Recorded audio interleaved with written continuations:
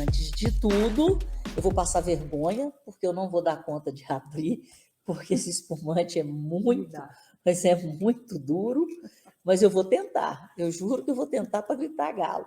Não vou conseguir. Aí, mãos de Célia estão presentes ao vivo e a cores aí. Ela é muito mais forte do que eu. 1, 2 e... Aê, galo! Zero! Saudações ao Scarpa e vivo Gustavo Scarpa. E vamos brindar a esse ano que se inicia. Feliz ano novo para todo mundo. E o que eu mais desejo é prosperidade, né, gente? A gente sabe que as coisas não são fáceis, e como as coisas não são fáceis, eu desejo que todos vocês encontrem problemas. Porque quando a gente encontra... Ei, Kátia Gonzalez, Kátia, eu fiz tudo que você mandou. Meu ano vai ser fantástico. Tá fácil ser feliz, Tá fácil câmbio. ser feliz, câmbio, Kátia Gonzalez. Mas, enfim, o que eu desejo para vocês... Aqui, ó, mãos de Célia vai brindar comigo. Vem cá, aparece pelo menos as mãos. Aí, ó, gente, atenção, atenção. Olha que suspense. Olha, a mão está bem feitinha, a minha também. Tintim, eu desejo que vocês encontrem todos os problemas que assolam corações e mentes. Por quê? Quando a gente encontra os problemas... Rubens Marques, grande Rubinho, vai ser o meu 2024, vai ser mais feliz, reencontrando grandes amigos do colégio técnico. Enfim, quando a gente encontra os problemas e não corre dos problemas, e a gente soluciona os problemas, a gente sobe de nível, a gente sobe de patamar. E para uma empresa, para um negócio, a gente ganha mercado, porque a coisa que a gente nasceu para fazer foi para solucionar problema, e se solucionou um, procura outro. Quanto maior o problema, maior a chance de você criar uma startup e resolver um problema em escala, com tecnologia. Aí a gente vai para a Nasdaq, abre o capital da startup na Nasdaq e ficamos todos milionários. Feliz ano novo, muita prosperidade e que vocês encontrem e solucionem muitos problemas. Tintim. Esse espumante é muito bom. Eu não vou nem mostrar, né, gente? É o de sempre. É o meu favorito, querido. Eu só encontro no Verde Mar. É um Blanc Fussy. O segredo dele é que ele é feito da uva Chardonnay e ele tem um sabor, ele é maravilhoso. E quem gosta de drink, dá dó fazer drink com ele. Mas ele aceita muito bem, né, uma mimosa, né, tomar um café com uma mimosa, um suco de laranja. É muito bom, mas ele puro é fantástico. E como hoje deu esse sol, bendito sol, né, vamos curtir a noite de verão.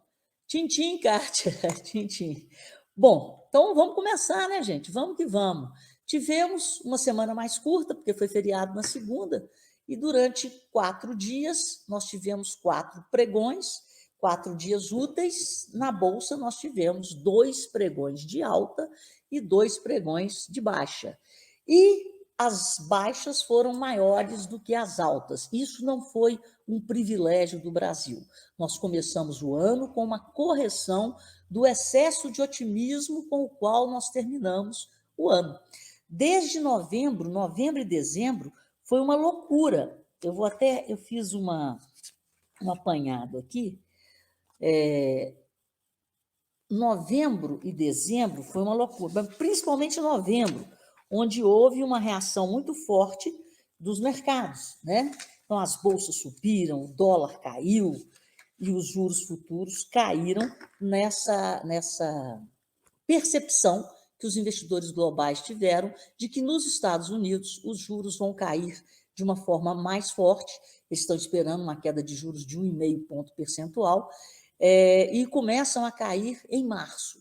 Só que não é isso que o Banco Central americano vem falando, e não são esses os sinais que o Banco Central americano vem emitindo. Então, quando chegou na quarta-feira, né? Segunda foi feriado, terça, quarta. Na quarta, eles soltaram a ata da última reunião do Comitê de Política Monetária dos Estados Unidos, né? Nessa ata, eles acrescentaram duas frases que mexeram com o mercado. A primeira foi que os juros nos Estados Unidos podem estar no pico ou próximo dele. Então, quando você está no pico ou próximo dele, eles abriram uma janela, uma janelinha, para que possa acontecer nova rodada de alta nos juros. E eles colocaram uma frase também dizendo que os juros vão ficar restritivos por um bom tempo. Então, um bom tempo pode ser mais do que 3 meses.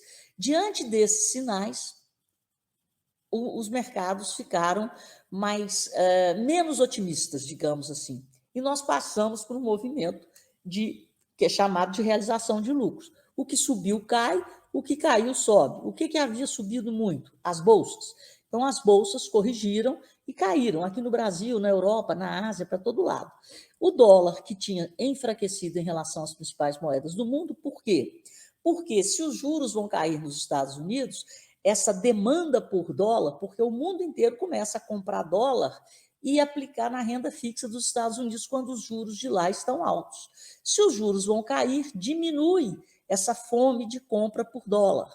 Então, com essa percepção de que os juros não vão cair, podem não cair, né, começar a cair em março, o dólar voltou a se valorizar em relação ao DXY e em relação ao real. Na semana, em relação ao DXY, o DXY é um índice que concentra as 6 moedas das economias desenvolvidas, mais desenvolvidas do mundo. Então, a gente tem a moeda japonesa, né? A gente tem a coroa sueca, a libra esterlina, o dólar canadense, o franco suíço.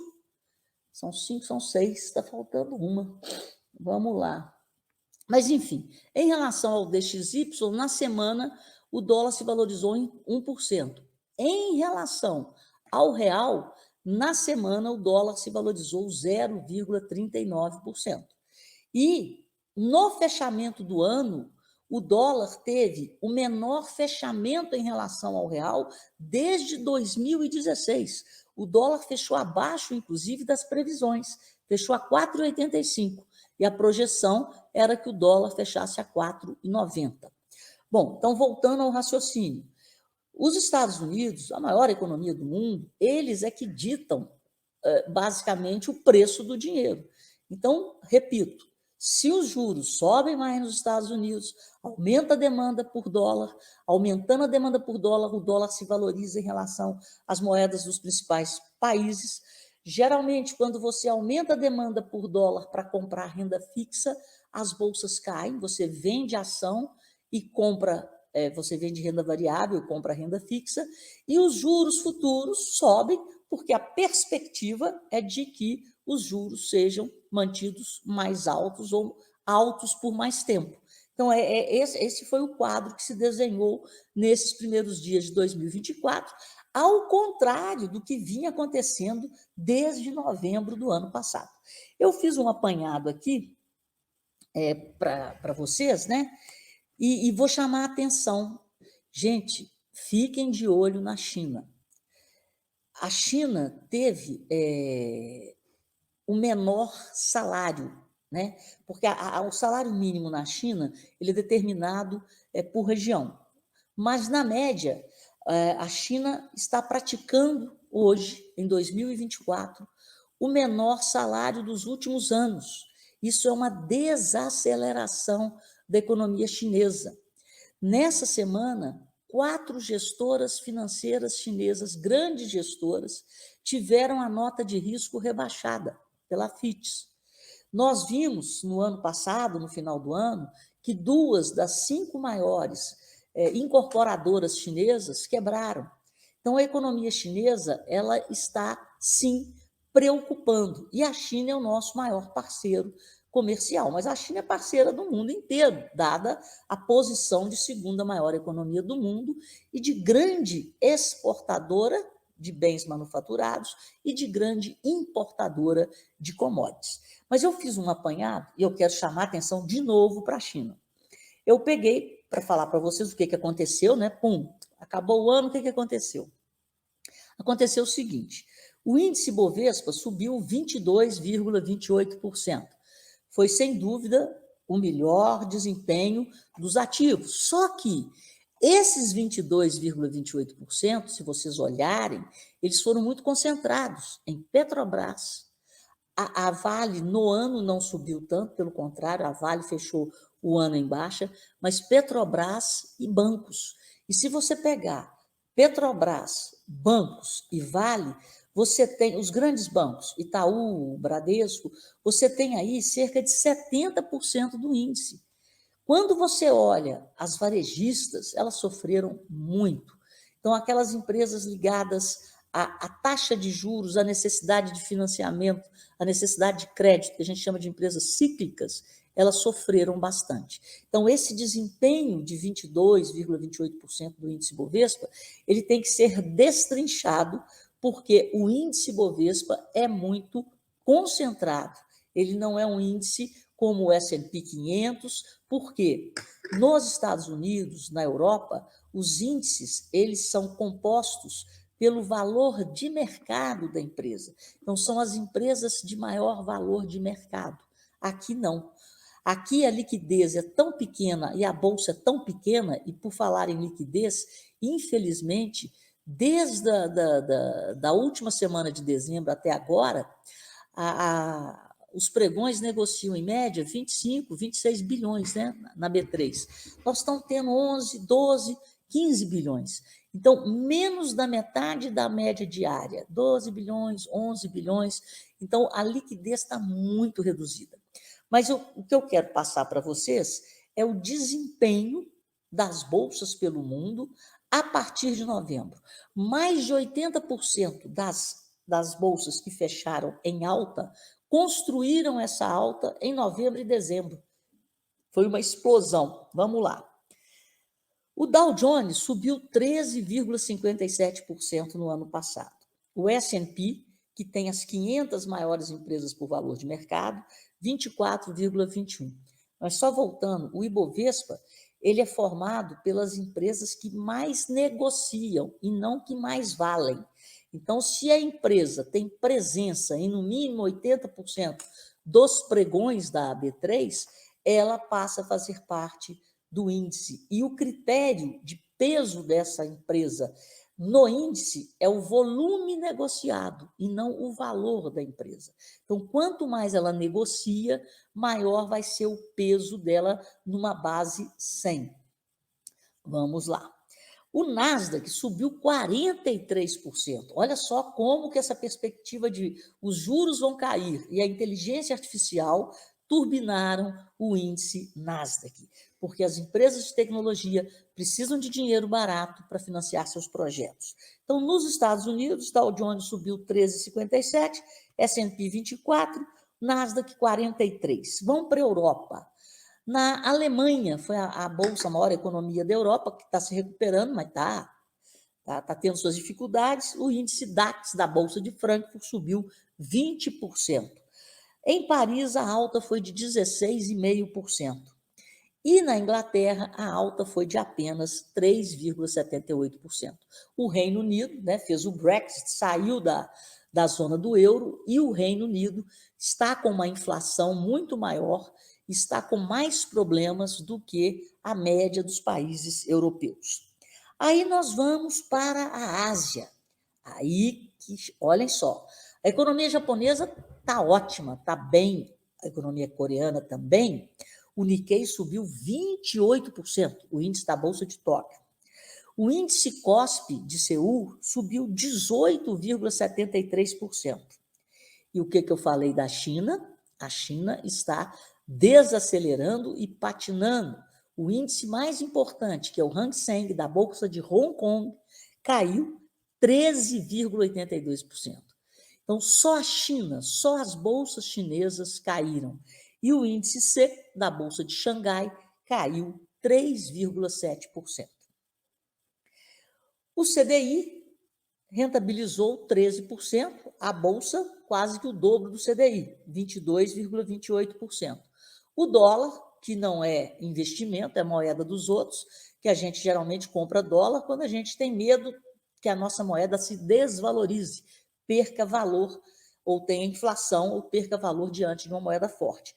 Quem comprou dólar se ferrou. A queda do dólar foi de 8,08% em relação ao real, e como eu disse no início, o dólar teve o menor fechamento desde 2016. Então vamos viajar, né, gente? Vamos viajar enquanto dá. E em relação ao DXY, o dólar teve uma desvalorização de 2,19%. Resumo da ópera: terminamos o ano de 2023 com bolsas em alta, com o dólar se enfraquecendo em relação às principais moedas, com essa perspectiva global de menos juros. E essa perspectiva global de menos juros foi turbinada, alimentada pelo comportamento da inflação americana, que vem caindo, está em 3,1%, e pelos sinais emitidos de que os juros nos Estados Unidos pararam de subir. Agora, quem está precificando que eles vão cair em março e quem está precificando que eles vão cair 1,5 ponto é o mercado. O Banco Central americano está muito mais conservador do que o mercado. Então, nesse início de ano de 2024, houve essa percepção do conservadorismo do Banco Central através da ata que foi divulgada na quarta-feira e através do payroll que foi divulgado hoje. Esperava-se a geração de 175 mil novos empregos nos Estados Unidos em dezembro. Foram criados 216 mil novos empregos. Então, o mercado de trabalho está resiliente e está dando mais trabalho ao Banco Central, porque se você tem trabalho, você tem renda, se você tem renda, você tem consumo. E os Estados Unidos estão praticamente no pleno emprego, com uma taxa de desemprego de 3,7%. Então, ao olhar esse número, a gente pensa que o Banco Central americano pode sim deixar os juros mais altos depois de março. Só para vocês terem uma ideia, eu peguei ontem aqui, lá em Chicago, eles apostam tudo, né, gente? Então, lá em Chicago, eles apostam na probabilidade do corte de juros acontecer em março, acontecer ou não acontecer. Então, a probabilidade dele não acontecer em março, na última semana de dezembro, perdão, a probabilidade, é isso mesmo, dele não acontecer em março, na última semana de dezembro, era de 13,4%. Ou seja, praticamente 87% acreditavam no corte dos juros em março. Anteontem, essa probabilidade pulou para 29%. Então, menos gente passou a acreditar no corte em março. E ontem, 35,4%. Então, subiu, praticamente triplicou o número de apostas de que o corte de juros pode ser depois de março. E o reflexo disso foram bolsas mais fracas, dólar mais forte e juros futuros em alta, até quinta-feira. Hoje nós tivemos um fechamento muito próximo da estabilidade. O Dow Jones fechou em alta de 0,07%, o Nasdaq em alta de 0,09, 0,07, é zero, 0,09, é zero. E o S&P subiu 0,18. Por aqui, o índice Bovespa subiu 0,61%, apesar, né, porque as ações da Petrobras é que vem segurando a bolsa. O petróleo tem subido no mercado internacional pelo aumento das tensões no Mar Vermelho, né, por causa do tráfego da commodity, os ataques que estão sendo feitos aos navios petrolíferos. E outra coisa que está acontecendo foi a morte do vice-líder do Hamas, no Líbano. E eles estão, né, está todo mundo com medo dessa guerra escalar, da entrada do Irã na guerra, e aí a coisa começa a complicar a tensão do Oriente Médio. A tensão no Oriente Médio é sinônimo de oscilação para cima, geralmente, do preço do barril de petróleo. Então, a Petrobras ajudou que a queda do Ibovespa na semana não fosse maior. Mas, como eu disse, a Bolsa terminou a semana em queda de 1,61%, apesar da alta de 0,61% hoje. As ações da Petrobras voltaram a subir, ontem elas caíram, né? Ontem a Bolsa caiu porque a Petrobras realizou, porque o petróleo realizou. E o minério de ferro também caiu ontem e caiu hoje em Dailan, e a Vale caiu bastante nesses 2 últimos dias. Então, sem essa força das commodities, o índice Bovespa está mais comportado. O que ajudou a recuperar, de novo, foram os bancos que subiram e as ações das empresas cíclicas, principalmente das varejistas, que haviam caído muito nos últimos dias, e é aquele negócio, né? Caiu demais, aparece comprador, subiu demais, aparece vendedor. Basicamente, esse é o retrato do que foi o mercado nesses 4 dias. Como Brasília está de recesso, a gente não tem a pimentinha da política na economia, mas o negócio vai arder, né? Porque o Haddad, que foi eleito, né, pela população aí nas pesquisas como o melhor ministro do governo Lula, está ficando meio incomodado, né? Porque ninguém dá. Se dá certo na economia foi o Lula. Qualquer coisa que dá errado foi o Haddad. Mas quem construiu e quem está construindo a responsabilidade fiscal, quase que sozinho, é o Haddad nessa peleja de correr atrás de receita. Infelizmente, ele não é meu ministro favorito, porque ele só fala em aumentar a receita. Em momento algum, a gente vê a preocupação de cortar despesas. E nós estamos em ano eleitoral, 2024. Gente, foi uma expressão que eu morri de rir. Se não me engano, foi a Gleisi Hoffmann, falou que o Haddad está praticando o austericídio. Então, ser austero no Brasil, para os políticos populistas, é um suicídio.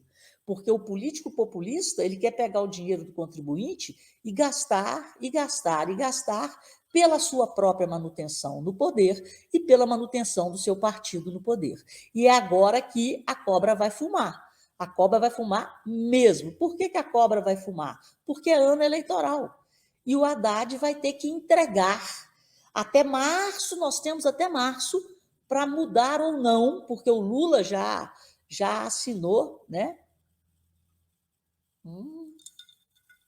O Lula já assinou o decreto mantendo a meta de zeragem do déficit. E pode ser mudada até março. Pelo Lindenberg Farias, que já entrou com um projeto de lei lá, querendo que o governo possa furar em até 1%. Então, gente, as coisas não serão fáceis como foram em 2023. E o que aconteceu em 2023? Quando eu estava começando a falar, você me perdoe que eu esqueci o nome de quem fez essa pergunta. Por que os economistas erram tanto as previsões em relação ao Brasil? Pois é, Romilson, o erro não foi um erro, foi o acerto do agronegócio. Então, o que aconteceu? Foram 2 coisas que aconteceram no Brasil. Foi a ação de um Banco Central independente, que, independentemente do desejo do governo, manteve a taxa de juros aonde era necessária, pelo tempo que foi necessário. E o segundo acerto do Brasil é o agronegócio. Esse agronegócio que começa a ser, de novo, cutucado, demonizado, com essa insistência dos partidos de quererem insistir no marco temporal. Ou seja, vamos deixar quieto. Gente, tem área, tem cidades que vão ter que ser devolvidas aos índios. Nós estamos falando da Constituinte de 1988. Então, já existem terras que estão ocupadas e com escritura passada por 2 gerações ou por 2 compradores. Nós estamos falando aí de um pepino de 100 anos, que não é pepino, porque veio a Constituição e regulamentou. Então está lá, não é, o Supremo não existe, não é para proteger o que está escrito na Constituição brasileira, mas agora o que acontece? Tudo que os partidos de esquerda não concordam, eles correm para o Supremo tentar interpretar a Constituição de outro jeito. E o pior é que o Supremo, às vezes, tem interpretado a Constituição fora do que está na letra ali. E o marco temporal é esse problema. Então, nós vamos ter uma insegurança jurídica e eu chego a dizer, nós vamos ter guerra civil no Brasil. Porque tem gente, principalmente do Sul, Santa Catarina, Rio Grande do Sul, Paraná, são coisas consolidadas e que foram validadas pela Constituição de 1988. O Congresso foi lá e falou, está tudo ok. Agora, o Congresso votando a PEC, e mesmo assim essa insistência e ir lá no Supremo para bagunçar o que já foi decidido por quem legisla. Então, sinceramente, isso aí não é bom, vai gerar uma insegurança muito grande, e foi o agronegócio, com o crescimento espetacular da safra de 2023, mas que foi plantada em 2022, que puxou esse crescimento espetacular do Brasil de 2, deve crescer 2,7%, 2,8%. Mas, gente, o crescimento se deu no primeiro trimestre, que foi quando, principalmente, a safra da soja. Então, o que é o agro? Ele é sazonal. Então, se vocês olharem o PIB do terceiro trimestre, o PIB do terceiro trimestre cresceu 0,1%. E se o PIB do terceiro trimestre estivesse negativo, em 0,1 que fosse, o PIB do quarto trimestre vai ser negativo. E o Brasil estaria entrando em recessão técnica. Então, estão soltando foguete daquilo que foi plantado no governo passado, a safra passada, o Banco Central independente. Então, tudo aquilo que deu certo e deu ao Lula tranquilidade para ele governar, ele está demonizando. De novo, estão começando a falar do Banco Central. De novo, estão querendo pegar essa história do marco temporal e jogar no colo do Supremo. Então, gente, é muita necessidade de querer mudar a Constituição. E isso traz insegurança jurídica. Isso é muito ruim para o Brasil, para a imagem do Brasil. Mas, enfim, é isso. Magrão, Fabrício Magrão, Couto, José Antônio, fiéis escudeiros, são mosqueteiros. Claudinei, boa noite. Erivelton de Formiga, manda um abraço. Erivelton de Formiga, 2 abraços. Kleiber Cortes. Tânia, gerente de energia da FIENG. A Tânia está sempre aí, grande Tânia, né? Fazendo um trabalho fantástico na FIENG, e diga-se de passagem, parabéns para a FIENG, porque, de novo, né, entregou um crescimento da indústria mineira acima da média da indústria nacional. E, por falar em indústria, saiu hoje os números da indústria, que cresceu 0,5% em novembro em relação a outubro. Mas no acumulado, né, do ano, a indústria está patinando, 0,0. Em relação a novembro do ano passado, cresceu 1,3%. Olha, o Anderson está em Londres nos assistindo, olha. E tem a questão do fuso. Pergunta aí para as pessoas se está saindo bem, que a Vânia está na live assistindo, e ela falou que a sua voz está picando. Minha voz está picando, gente? Rafael de Carmo da Mata, um abraço, feliz ano novo. Eu estou perguntando aí, tem gente falando que minha voz está picando, tá boa? Está tudo ok? Cicobi. Abraço para você. Eli Guedes, Lúcia Gomes, Marcelo Cabeleireiro. Rafael de Carmo da Mata. Fabrício Magrão, o áudio está bom. Engraçado, para mim aqui a minha internet está boa. Está normal. Está normal e está forte. A Elda manda notícia. A Elda ganhou na Mega, mas ela não quer contar, não. A Elda é minha amiga milionária lá de Bom Despacho. Mas da próxima vez que eu for a Bom Despacho, se eu não achar a Elda na casa dela, é porque ela deve estar em Paris. Foi ela que ganhou. Henrique Lorenzo, Robson, falar nisso, Bom Despacho deve estar um tititi só, né? Ô, Elda, foi bolão ou foi você sozinha? Conta para nós. Gustavo Henrique. A Elda diz, segredo. Tá certo. Michele, boa noite. Henrique, o que esperar do comércio? Olha, gente, o comércio... O que está acontecendo? O Brasil está com um desemprego que é o menor desde fevereiro de 2015. Mas a renda média não subiu tanto, subiu muito pouco. Mas quando você diminui o desemprego, você aumenta a renda agregada. Ao aumentar a renda agregada, isso deveria ser muito positivo para o comércio. Mas, infelizmente, o nível de endividamento, o nível de endividamento das famílias, ele é muito alto. E o nível de endividamento das empresas também está muito alto. Então, o grande gargalo aí, apesar do desenrola, que você desenrola para enrolar de novo, falar nisso, a medida do cartão de crédito, ela é muito positiva, porque ela limitou o crescimento da dívida do rotativo e não acabou com o parcelamento, que é muito bom para quem sabe administrar o cartão de crédito. Você sabe fazer sua gestão financeira, você ganha milhas, você tem cashback, tem uma série de coisas. Mas, enfim, o grande problema do Brasil é a pobreza. Então, o problema da educação financeira no Brasil é seríssimo, mas o problema da falta de educação financeira ele é agravado pela pobreza. Então, quando você tem um instrumento de crédito, você usa aquele instrumento para complementação de renda. Foi o cheque especial que foi substituído pelo cartão. Né? Então, assim, o grande problema do Brasil é prosperar. E como é que você dá prosperidade para uma pessoa? Você dá prosperidade para uma pessoa quando você aumenta a renda dela. E como é que a pessoa aumenta de renda? Ela aumenta de renda com capacitação. Então, o Brasil é um país de peões.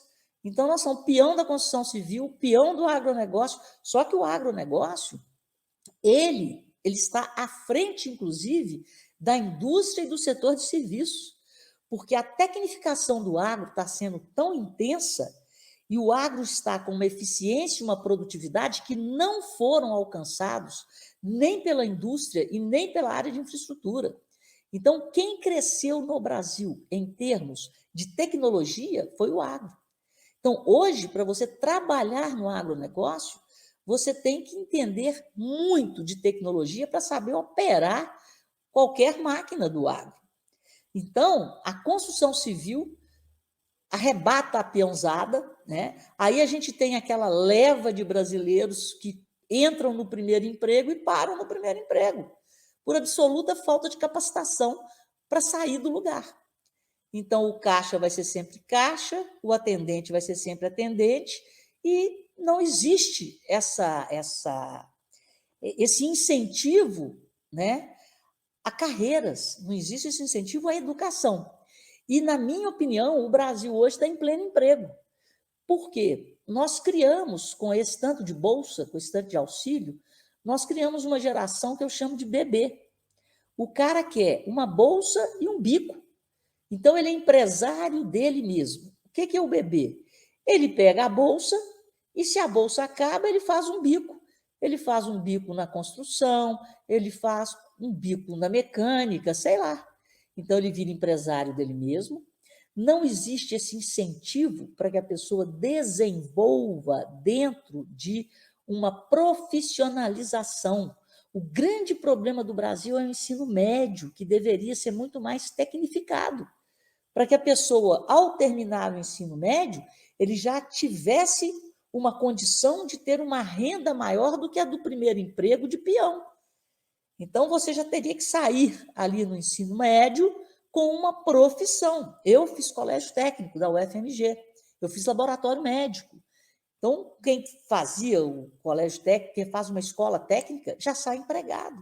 E sai empregado numa indústria, sai empregado no agro, sai empregado aonde for, com um nível de renda e de qualificação bem mais alto do que um de primeiro emprego.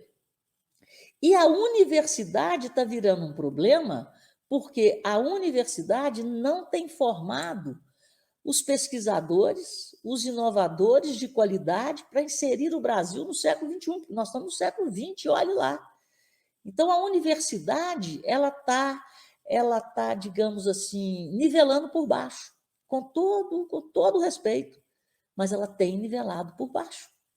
Então, houve um esforço muito grande para que as bolsas fossem mais concentradas na área de engenharia, na área de biologia, na área de pesquisa.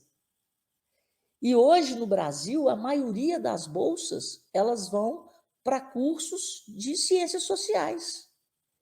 Então, para que tanta gente estudar o comportamento da sociedade brasileira?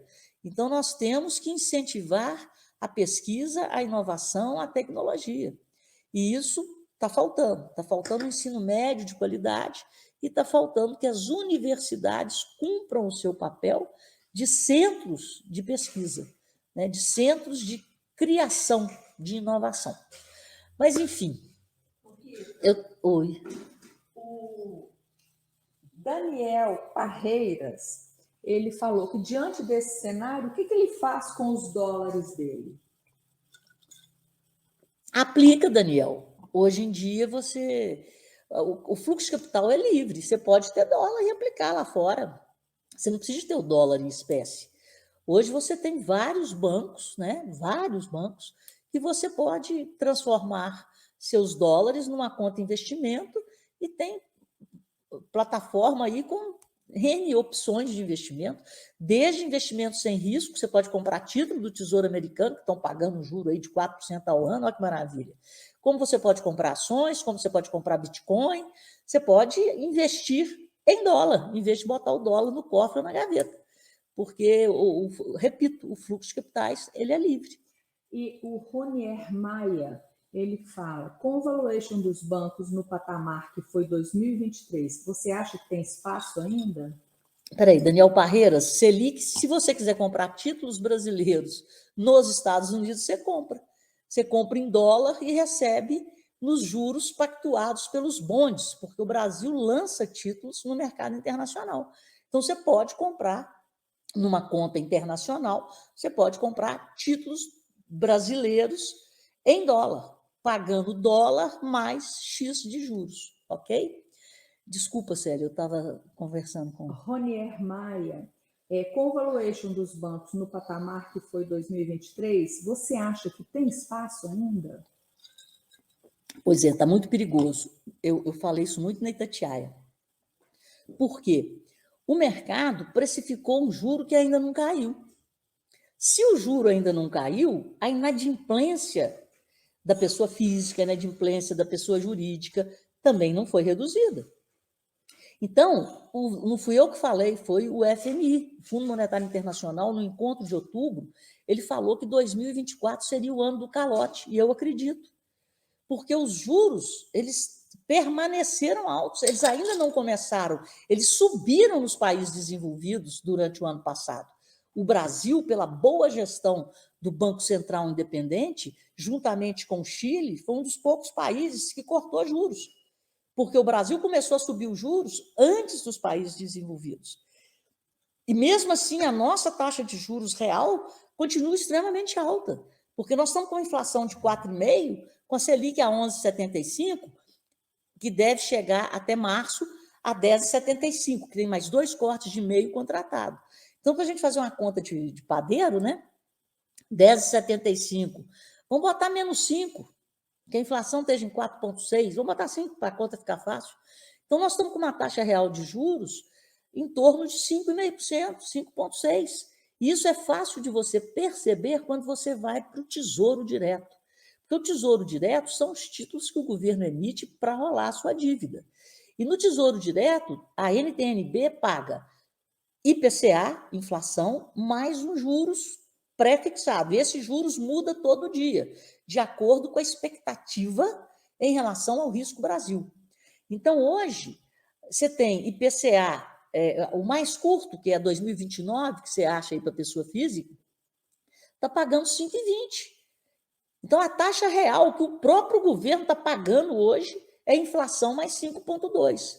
Se você olha o relatório trimestral de inflação, onde o Banco Central conversa com a população, o Banco Central deixa claro lá que ele está perseguindo uma taxa neutra. O que é a taxa neutra? É aquela taxa capaz de impedir que a inflação volte, mas é uma taxa também que não sacrifica tanto o lado real da economia, porque quem consome, as famílias, quem produz, as empresas, precisa de crédito, precisa de dinheiro.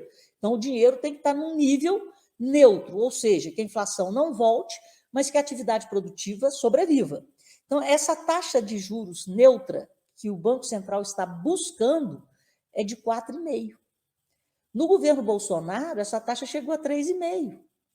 Depois ela disparou por causa do ano eleitoral. Nós tivemos a taxa de juros no Brasil, esses títulos pagando IPCA mais 6,25%. A maior explosão de risco Brasil foi em Dilma, né? Na Dilma, nós tivemos IPCA mais 7,5%. Então, agora nós estamos com IPCA mais 5,6%, 5,5%. Vamos pegar 2005, IPCA mais 5%. Né? 2029 tem IPCA mais 5,20%. E se você fizer a conta da taxa Selic menos a inflação, você também é outra forma de padeiro de você visualizar a taxa real de juros. Então, 10,75%, que é a taxa em março, mas hoje é 11,75%, menos 5%, 6,75%.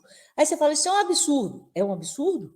Se nos Estados Unidos é dólar mais 5,5%, como é que nós temos condição de abaixar muito a nossa taxa?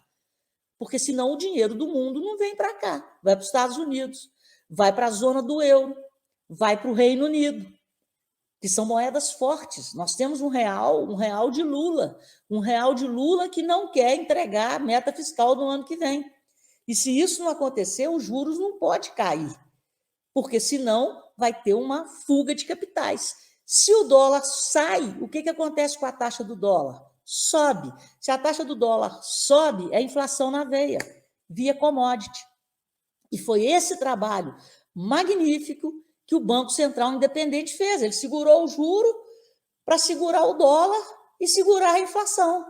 E agora ele está soltando e está buscando essa taxa neutra, em torno de 4,5%. Mas ele não pode ter uma taxa de 4,5%, enquanto nos Estados Unidos está dólar mais 5,5%. Enquanto na zona do euro, no Reino Unido, nós estamos falando de taxas em torno de 5%, euro mais 5%, libra, dólar. Então, o sarrafo de queda da Selic está chegando. Então, a Selic só termina o ano a 9% se nos Estados Unidos os juros caírem em 1 ponto, pelo menos. Estão falando em 0,75%. Se não, vai parando por aí. Aí nós vamos ter um limite que a gente tem que comparar quanto que os Estados Unidos estão pagando. Os títulos do Tesouro Americano estão lá. Né? Então, os juros nos Estados Unidos estão 5,5%. Então, aqui no Brasil, 6,5%, 6,75% está ótimo, pelo risco que nós temos, pela insegurança jurídica que nós temos, pelo risco de um governo populista gastar mais do que arrecada, ia gastar muito mais do que arrecada. E é por aí. Jane Alves, um beijo para a Jane. A gente está na Bahia, minha amiga Jane. O Walter Carlos, ele está pedindo se você pode comentar um pouco sobre Klabin. Infelizmente, não. Seria leviana se eu comentasse, porque realmente eu não estou sabendo de nada. O problema, a Klabin, né, papel e celulose. Então, você tem aí um dólar que está no menor nível desde 2016. Então, uma apreciação do dólar melhoraria muito para as exportadoras, mas não é o que está acontecendo. Ele está perguntando se Klabin é um bom papel. Sempre, sempre. Você tem aí as commodities, né, gente? Nós estamos falando de papel e celulose. Klabin é um ótimo papel. Agora, uma empresa que dá muita alegria é a WEG, Eletromotores WEG, que eu gosto muito. É só comprar e esperar que ela não decepciona, não. Não tem nada a ver com celulose, né? E a WEG agora está se especializando em motores sustentáveis, motores elétricos. Então, a WEG é uma empresa com inovação, tecnologia de ponta e, graças a Deus, é brasileira. A Michele Fernandes, e a cobrança do DPVAT, o que acha? Um absurdo, né? Um retrocesso. Mas são as igrejinhas voltando. Então, você tem... Isso é muito comum, era muito comum até o governo Bolsonaro, que quebrou essas igrejas, né? Quebrou com o lance da carteira de motorista, quebrou com o pagamento do DPVAT. Isso é um prêmio para as seguradoras e para quem está aí na articulação para a volta do DPVAT. Então, são poucos ganhando o que muitos estão pagando. O Magrão, Fabrício Magrão, ô Rita, o que você acha de ter um pouco de cripto na carteira? Pois é, gente, o lance da cripto, a cripto é um meio de pagamento, não é uma moeda. Então, quando surgiram as criptomoedas, aí, o Bitcoin, eu falava, gente, muita calma nessa hora. Por quê? Porque o governo, qualquer que seja ele, não vai abrir mão da sua autonomia, da sua capacidade de controlar, né, a política monetária, mas, acima de tudo, a política fiscal. Porque se você permite que a sua moeda seja substituída por uma outra moeda que não é aquela que você tem um controle através de um banco central, porque o Banco Central faz o controle dos meios de pagamento. Então, e por isso mesmo, ele é capaz de executar uma política monetária em tempos de inflação. Se você abre mão da sua moeda, você abre mão da sua política monetária. Se você abre mão da sua moeda, como é que você vai controlar as transações que são feitas, principalmente hoje, no mercado digitalizado? Você faz a transação numa outra moeda, com um cartão internacional ou o que for, ninguém vai ficar sabendo. Então, você perde a arrecadação e você perde o controle da política monetária. Então, acredito que os países, o Brasil já está caminhando aí, né, para o Drex, nós vamos ter nossa moeda digital antes do resto do mundo, que a gente, em termos de tecnologia bancária, nós somos top do top. Por quê? Durante anos, e continuamos, né, com a coisa mais cara aqui no Brasil é o dinheiro. Então, os lucros das instituições financeiras são os maiores do mundo, né? Há anos, desde a redemocratização, que a gente convive, vive e paga taxas reais altíssimas. Então, os bancos cresceram, a tecnologia, né, é de ponta, é o sistema financeiro e o agro, foram os dois setores que foram embora. Né? O resto ficou para trás exatamente porque o sistema financeiro, os bancos, tomaram a capacidade de poupança das famílias e sugaram a capacidade de investimento das empresas pela alta dos juros. Mas por que eu estou falando tudo isso? Eu já expliquei, né? Agora, o que está todo mundo com medo? Vamos lá. Está todo mundo com medo da perda de poder do dólar como moeda de comércio internacional. E aí nós temos duas vertentes. Tem gente acreditando no uso cada vez. Porque o que dá valor para qualquer coisa? Liquidez. Por que o Bitcoin disparou? Porque está sendo feita, né, está em conversação nos Estados Unidos a criação do ETF de Bitcoin. Então, quanto mais liquidez você tiver, né, mais valor esse ativo tem, porque ele é fácil de você transformá-lo em moeda do país, em dinheiro. Então, o primeiro grande salto do Bitcoin foi quando ele começou a ser negociado na Bolsa, lá nos Estados Unidos. Ele disparou, porque ele passou a ter liquidez global.